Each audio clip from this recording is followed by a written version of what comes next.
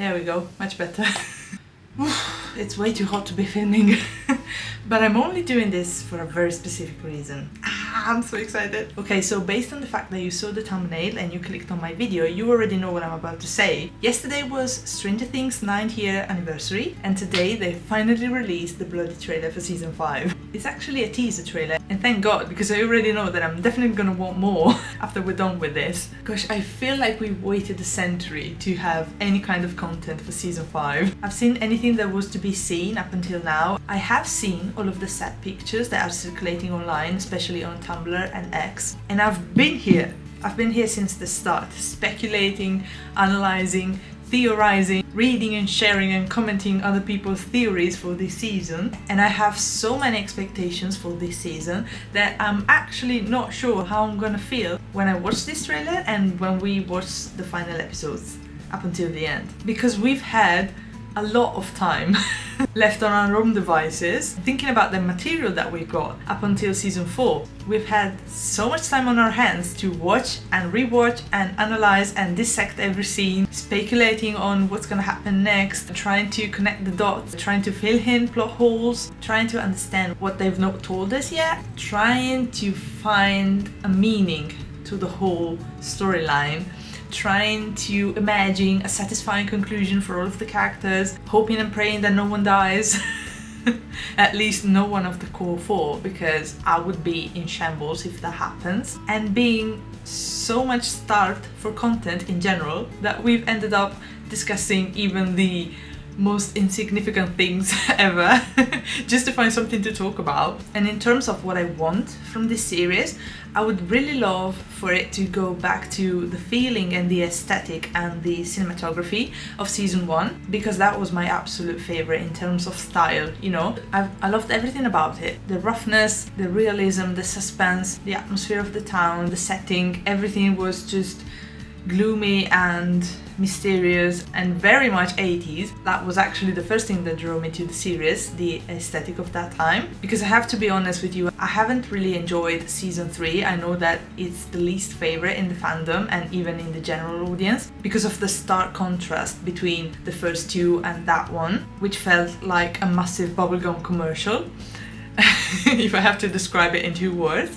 And then for season 4, I can see that they tried to bring back the feeling and the aesthetic of the first seasons, but with a bigger budget and decisively more polished cinematography, which I'm not mad about, but I would rather lose in favor of it being and feeling a little bit more realistic and gritty and grungy, if we want to call it that.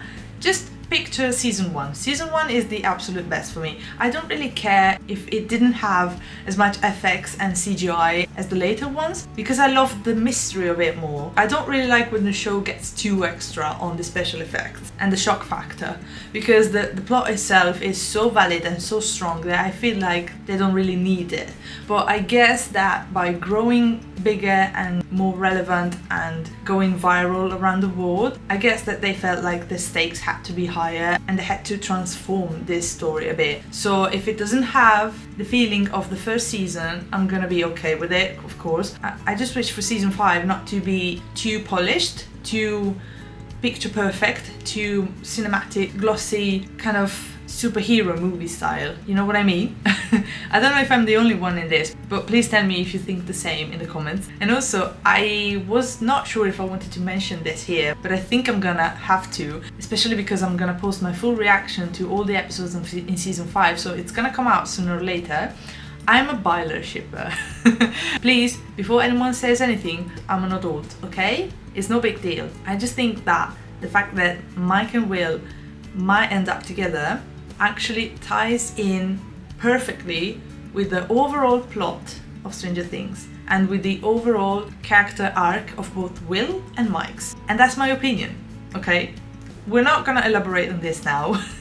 It's just, at the end of the day, it's not that serious. I don't want to be involved in any of those ship wars or just, you know, ignorant, narrow-minded and willfully offensive comments of people on the internet. I'm not here for that, and I'm not condoning it in any way, because at the end of the day, this is just a TV show, right? It's nothing serious. It's not real life. People are watching it because they enjoy it and they get attached to the characters because they like them and they feel for them. So if I feel like these two boys need to sort out their priorities and their feelings and just talk to each other and be together, then that's my thing, that's my problem. I want to believe that's gonna happen. So if you're not agreeing with me, you are definitely free to think otherwise. Just don't come and ruin the party for everyone in the comments, please. Be decent, okay? Thank you. Oh, and by the way, if we have other BYLER shippers, please let me know, because I really want to connect with you once the show is gonna air and we're gonna watch the episodes together, okay? Because I'm gonna talk about them so much. I'm such a yapper for them. If you gave me an unlimited amount of time and 3 cans of lemon iced tea, I could go on about them forever until your ears bleed. And I'm not exaggerating. Oh yeah, let's just rewind to the characters for a second. My absolute favorite character is Will Byers, okay, number 1. Second one is Mike Wheeler. Third one is Jonathan. Fourth one is Nancy. Fifth one might be Joyce actually. I love my Byers. And the others are just on the same level, apart from the villains, of course. Oh, I love Vecna, I love One as a villain. I think it's so well fleshed out. His motives are perfectly clear. His character is so complex that it's gonna be so much harder for them to overcome him and to fight him until the end. And that is what makes a villain so satisfying to see fall. And I'm a firm believer that Will be the key for this whole resolution to happen, for Vecna's defeat and for them to be able to save Hawkins, basically. Because there's been a debate on the internet about this for a while, whether 11 is the main character or if Will Byers is the main character. And what I actually think is that Will is the intended main character from the Duffer Brothers' point of view, because they wrote the story, and 11 became the face of the franchise in season 1 because it was unexpected. She was supposed to die by sacrificing herself in the season 1 script, and because that ended up not happening, she became the face of Stranger Things, so she actually became the face of the franchise. So I think they are kind of in the same position for the general audience point of view and for us in the fandom, and they can be of equal importance in the defeat of Vecna. I think they're actually gonna team up, and I'm not opposed to the idea of Will having powers actually, because that's a very, very intriguing plot idea. I like the idea of him being exposed to the lab when he was a newborn or something. Oh my god, there were so many theories over the course of the years that I cannot possibly remember all of them, but I think it's not so far-fetched to imagine that Will could actually have some powers other than true sight and the ability to get into Vecna's mind, much like Harry Potter had the ability to connect to Voldemort's mind because it was one of his Horcruxes. It's kind of similar, the dynamic here, so we'll see what they're gonna do with it, but I'm really not so opposed to believing that. So yeah, let's just wrap up all of this up, because I convinced myself to film the intro before and kind of introduce the subject of Stranger Things to you, because unfortunately by the time that I made my channel, which is pretty new, I'd already watched everything, so I did not have the chance to watch it and react to it here. I just wanted you to know where I stood on this topic and what my kind of Stranger Things journey had been since it was the anniversary yesterday. I watched it in 2016 on New Year's Eve. Actually, I remember this. I was with a friend whom ended up not liking it, and she has never seen an episode after that time. I was the only one that decided to continue, and I got into fandom straight away. I was just blown away by this show. It might be one of my favorite TV series of the last 10 years. So yeah, it's definitely worth the hype, guys. Oh my god. Okay, so I cannot physically wait any longer. I'm so scared. Okay, should we watch it? Okay, let's watch it.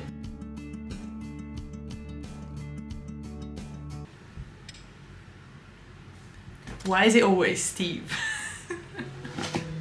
Oh, that's the radio station. I'm so curious to see what they're doing with it.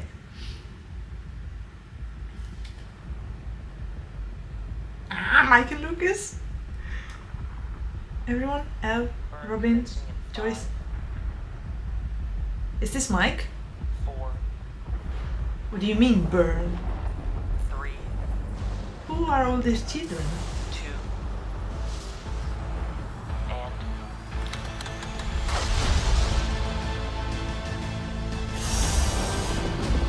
Oh, that's Mike, Will and Holly. I've seen this. After what we've been through, just think. This looks huge already. I'm scared. It ties us together The party. Oh, forever. that's a weird scene. Oh my god, Jesse. If anyone dies, bro. Is that Will? Will when it was in the Upside Down? Wait, that's Child in Time. I fucking love this song. Max. Oh, this song goes hard. They always know.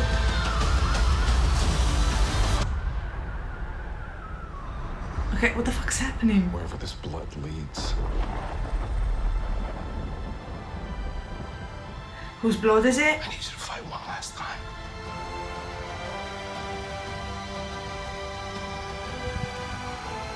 Let's end this, kid.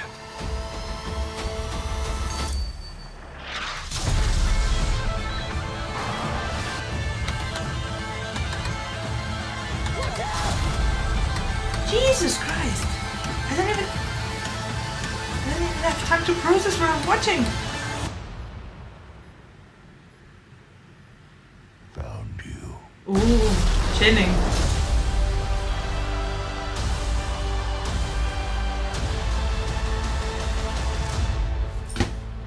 What? That was it? That was it? Oh wait, fuck, it's almost 2 minutes 40 seconds. I did not expect us to get something this long. I was actually expecting something much shorter. Whew. Okay, wait a second. Guys, I know I've talked on top of this video, on top of this trailer, but it's impossible not to. I'm doing a reaction of a fast-paced trailer, okay? It's very, very difficult to react and to watch and to see what's happening next. A lot is happening here. How is it that we've waited so many months to watch a crumb of a season 5 content, and now we've got all of this and my brain cannot comprehend that I've just watched a full season 5 trailer? Okay. Wait, we need to rewatch it and to analyze it somehow at the best of our abilities. Okay, so there's obviously Steve, which is directing an antenna in front of the radio station. They're gonna explain us why, actually. I think the radio station is gonna play a huge role in the show. Not gonna lie, I thought that this could be something extra when I first saw the set scenes. Like another thing, like first it was the Hellfire Club, then it was this radio station, but it's probably gonna be of use in the purpose, I suspect, so we're gonna let it slide. Okay, so that was obviously Mike and Lucas biking. I have a feeling that every clip in this trailer has been put there to confuse us so much more than we already are. Oh boy, the theories are gonna go crazy. I just can't wait to be done with this and to go on X or Tumblr to see what people are talking about. I haven't clicked it, but I've seen Ross Duffer post on Instagram saying that this trailer is basically all clips from part 1, except from episode 7. Wonder why. And that what happens here is no spoilers at all, because this basically only scratches the surface.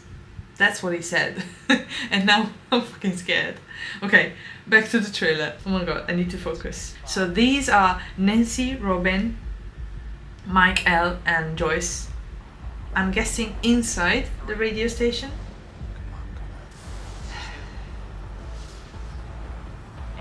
What burn? Like, are we not talking about the same idea, the same plan that they had in season 2 to actually go search the tunnels and burn them?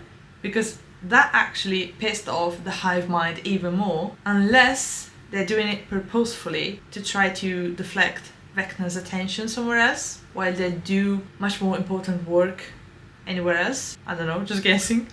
I like to theorize, and Stranger Things gets my wheels spinning a lot, so I'm just warning you. I'm curious to know who all of these children are. It seems like a facility where they're keeping them because a lot of the families and a lot of the houses have been destroyed at the end of season 4, so it's probably something along those lines. Hopper is so wild. The classic nape touch from Will. I have a feeling we're gonna see that a lot. This music just hypes me up. Wait a second. So Holly, Mike and Will are cycling, God knows where, in a Hawkins that it's in full military mode. Look at that. We've got tanks, planes, soldiers all around. Like, look at that. I don't even recognize this town. The library is supposed to be here. Is this the library actually? Because this is where all of the 4 points converged and exploded when the town got divided at the end of season 4. So yeah, they've probably set up camp there to kind of suppress the massive hole opening in the ground and just contain it, I guess. This one I've seen actually, a behind the scene set picture with Dustin visiting Eddie's grave and it being vandalized, which is so hurtful actually. I'm very curious to see a different side to Dustin in this season because we've always seen him as kind of the comedic relief part of the group, whereas here he's obviously grieving and is probably depressed too. Like, I mean, who wouldn't be in that circumstance? So I'm really glad that they're gonna give us the opportunity to see a more mature side of him, a more mature side of everyone actually, because this is almost 2 years after the events of season 4, so they've grown up quite a bit. Okay, so they're showing us Max here, still in the bed, still in a coma, but I swear I've just saw her after when it seems like they're being followed and they're being chased by demo dogs. And I don't know what to believe, what to think of it. Caleb is such an amazing actor. We've gotten Jopper crumbs. I don't know how we're gonna see their relationship develop in this circumstance because obviously their main priority is gonna be to save the kids and save everyone. But I think they're gonna take a bit of time to show some romantic moments between them, or maybe just some moments where they connect in their worry about what's going on and how they're gonna fix this. I'm not gonna lie, I don't really care much about Jopper. I love them separately, of course, but their romance has not been on the forefront of my mind, if I have to be honest. When they got together in season 4, it was beautiful, the scene was beautiful, but I felt it was so overly romantic that I felt like it was a little bit out of character for both. It's all about realism for me. Like, season 1 was perfect because she was so believable in her role and him as well. But by the time we got to season 3, they made us fight in a very comedic way, so we kind of lost that realism in favor of entertainment and laughs. So by the time they are reunited again after the Russia mission goes well, they still kept that element of comedy and over the top cheesy romance. I'm not really a fan of that. If they kept the tone and the seriousness of the first season, I would have loved it so much more because it would have felt so much more realistic. But like that, which is why I'm very scared if something were to happen to Mike and Will as BYLER. I'm immensely worried about how they're gonna do that, how they're gonna handle that, because I don't want to see any tender or potentially romantic scene between them that is not masterfully shot, incredibly well written, masterfully acted. I want them to act their heart out. I would hate for it to be cringe because I would die. I've seen a post on TikTok once that said, my biggest fear is seeing a BYLER kiss and it's badly shot or they have bad hair. You know, something like that. I know it's stupid given like the stake of all this, but it's important too. Like for me, those scenes are important too. And I want for them, for all of them, for all of the characters, for all of the ensemble, to have fulfilling bonding scenes with people that matter for them. I don't want them to treat it like a joke, which sometimes it feels like they are, especially after season 3 and the playful manner in which they made them act. And I'm sorry, I'm rambling, but let me know if you get what I mean. Okay, let's go. So okay, we've got definite pairings and groups in this, it seems, with Dustin that is always kind of following where Steve goes and what he does, and consequentially following the young adults. We're gonna call them that because they're not teens anymore. Now they are the teens. This scene in the woods, I love it. I love it because I've seen a behind the scene photo of this and the scene after where it seems like Will has seen something in the sky and it's moving away from the rest of the party, and everyone seems to not notice this, but I hope they do in the final scene. They've so grown up. Look at them. My Shaylas.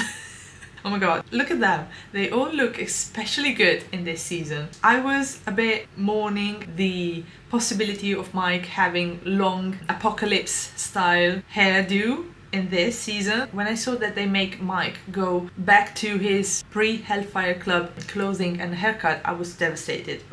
And now that I've seen him in a few stills, he looks amazing, he looks great, everyone looks great. Eddie looks great with the longer hair and the rugged and ruined Hellfire t-shirt. Lucas looks swagger as always, and Will finally got rid of the bald cut, and this haircut actually suits him so much because it's not that different from the ones that we've used to see, but it's more mature, it's more stylish finally. And this also lets me to believe that he's gonna have a massive amount of screen time and is gonna be the protagonist of the season because they raised him up okay, for this. They polished him basically. Okay, this scene. I know, I already know that the BYLER shipper are gonna go crazy about this scene. They're gonna doubt. They're gonna, I don't know. They're probably gonna misinterpret this whole scene. We're probably gonna misinterpret the whole meaning of this scene. We don't know what they're talking about, okay? They're just putting this in here to show a moment of connection. And I especially love Mike's expression, and his face is bruised up. I'm just noticing it. Who did this to him? I want to talk. I just want to talk. And this expression actually, I don't really think, for me, for my interpretation, that this is a romantic scene, because she's comforting him for whatever reason, and he has an expression of vulnerability and emotion, of course, but he seems slightly sadder and, I don't know, defeated a little bit. So I don't know, I guess they could be talking about anything, and she looks like she's in a sub, how do you say that? Wait, I'm forgetting words. When you go underwater, you know, okay, let's just leave it at that. And this behind them, I'm assuming this looks like either Hopper cabin or the basement in the Wheeler's house, and this looks like a makeshift tub filled with water, which is probably the same place in which Karen and Holly are hiding underwater in the shot later on. And it seems like she's getting ready to go in, so they probably built this with the door off his hinges and put as a cover for her to kind of use as a sensory deprivation tank, probably, since she's done it before. It makes sense. And oh my god, Jonathan and Nancy. I'm just shocked that Jonathan is narrating this trailer, honestly, because they never let him narrate anything. It's always Steve or someone else, or Elle, you know, someone more relevant. I'm sorry to say, I love Jonathan with all my heart, but it's unusual. Okay, Elle getting ready to do something badass in the Upside Down, I think. I just fucking love this song. Wait. Okay, let's just analyze this because this is crazy. We know that they're using a small actor to show us the backstory of Will Byers in the Upside Down. And this is crazy because all of this time we've thought that he spent all of his time surviving by hiding, while in the meantime he was here doing all this. This is probably a demo dog because of the face, but the hand looked like Vecna. I don't really know. This could be the time where he got taken, probably, and jumped in the other dimension. I believe in that theory that says that Will actually created the Upside Down as it is, as everyone sees it, like as a flipped version of Hawkins, because he was scared, and when that happened, his subconscious mind recreated the place that he felt home and safe in. So that's why the Upside Down is shaped like Hawkins. I think it could have been shaped like anything, like the possibilities were endless. And just by coincidence, it happens to look just like a flipped coin of Hawkins. I don't know, I just love that theory. I love that theory that him, with his mind, with the power of his mind, or his subconscious, or his fear, the strength of his emotion, was able to imagine and to create the whole of the Upside Down as it is today, which also led them to find him a little bit more easily because of the exact match that you could find in the Upside Down version of Hawkins and in the real Hawkins. Okay, this is the new actress that they got in the show, in the cast, a new character. We still had to see if she was one of the good guys or one of the bad guys, and from this shot I'm not quite sure which one is it. Another wall of gooey things underwater. Does that mean that there's another gate underwater like in season 4? And here Dustin is beat up as well. I'm just wondering if whoever beat up Mike beat up Dustin as well, or if they were beaten up by different people, bullies, I don't know, guys from the town. The other ones left from the basketball team, maybe, because of course Jason is dead too. Yeah, so they're probably gonna blame everything on them, thinking that it's their fault all of that happened, even though they don't know the full story. I don't know. I'm just curious to see the reason why they got beat up, or if there are multiple reasons. Like, Mike just seemed to have like a bruise on his temple, whereas Dustin's face is completely messed up. Here, it's full of demodogs, and Lucas is holding Max in her arms. Does this mean that she woke up pretty early in the season? Because if this is only part 1, it means that she woke up. Or he's dragging her, he's taking her with him because the hospital room isn't safe anymore. I don't know, guys, I'm just eyeballing it. I'm just spitting whatever comes to mind. Sorry. I love this song. Wait, here it seems like Elle is on the ground,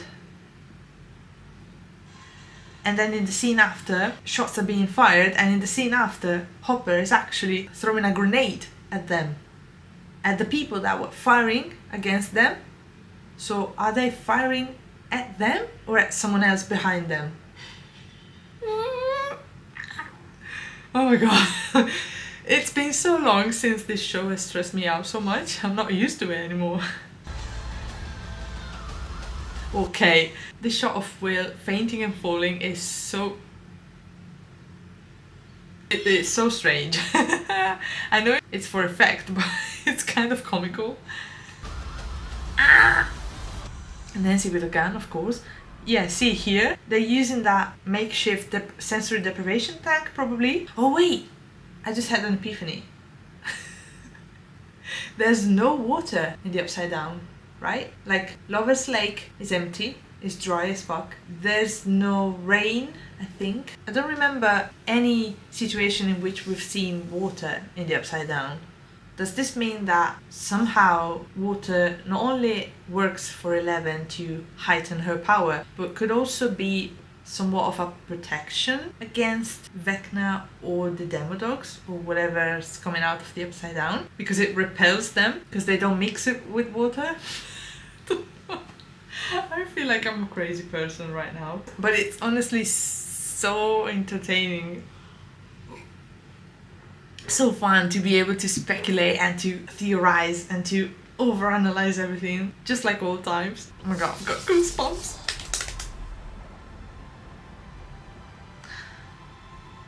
I've never seen Nancy look so distraught, and the fact that she's got bloody hands worries me a lot. I'm not gonna think about this scene too much. We'll see when we'll see, but I don't want anything to happen to Jonathan Byers. Do you hear me? Anything. Fight one last time. The amount of time that they've shown Will, and specifically Will's eyes in this trailer, is telling us something. I don't know what it is just yet. It probably is just a symbolic reference of him being the spy for them because of the connections between them. I don't know. Oh wait, I just forgot. Wait, let me just dust them off. Look who I've got with me. Okay, they're just gonna watch the rest of the trailer with me. Especially, wait, hold on. Sorry, Mike. You're my second born child. Let me just take the first one. As a comfort. Let's end this, kid. Hopper looks rough, but badass at the same time. She's in the sensory tank and she's got that swimsuit on. Okay. See, he's launching that grenade at them. Shit, wait. Shit's going too fast. What I mentioned before. See here, the transition between Will's eye and the tunnel. Chef's kiss. And Els can fly now. Sorry, but the only thing that I'm thinking in this scene is like, we're soaring, flying. Not the time. This is crazy. This is crazy.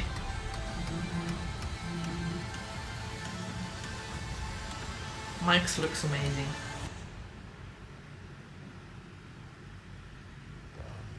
Found you.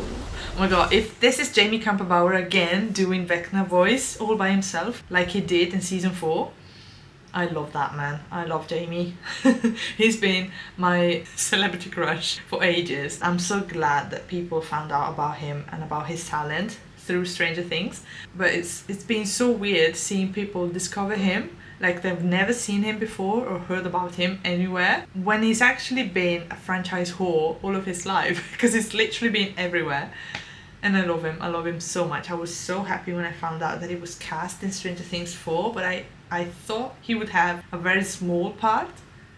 And then he ended up being the bloody main villain of the show. I mean, iconic. What can I say? And here he is, the title card. Ow! These release dates are crazy. Like, can you imagine? They really said, fuck spending family time with your loved ones this Christmas and this New Year's Eve. How can we wait a month between Volume 1 and Volume 2? Like, Volume 1 is November 26th and Volume 2 is on Christmas. No. Okay, so I feel like we analyzed the trailer enough. I feel like I talked so much, but I said so little. I don't know if I made any sense. I'm gonna rewatch this after when I edit it. I hope I can do it fairly quickly so I can upload it straight away. Oh, wait, sorry, by the way, if you're asking yourself where are all of my other videos, I couldn't upload them, any of them, because they got blocked. All of them. I don't know what I'm doing wrong. I keep editing them and re-uploading them, but it's not working. It's not working. So I was thankful that I actually had something nice to wait for and to film and upload fairly quickly. Hopefully they're gonna let me post it. Let's pray. And okay, let me just put them down. Okay, so once again, thanks for being here and spending your time watching my video. And please tell me everything you thought about this trailer in the comments. I am dying to see what you've thought of it, and I really want to reply to you all as much as I can and have a conversation about this, because I'm feral. I'm crazy about this show. This is the best news that could have happened in a while. So if you liked my reaction and if you liked my ramblings, please remember to leave a like and subscribe if you want to see more from me and if you want to see my reactions to the show when it comes out. I think I'm gonna go and rewatch that trailer 50 more times and then I'm gonna jump straight into social media, which I've avoided like the plague today because I didn't know at what time they were gonna release the trailer. So over and out. Bye.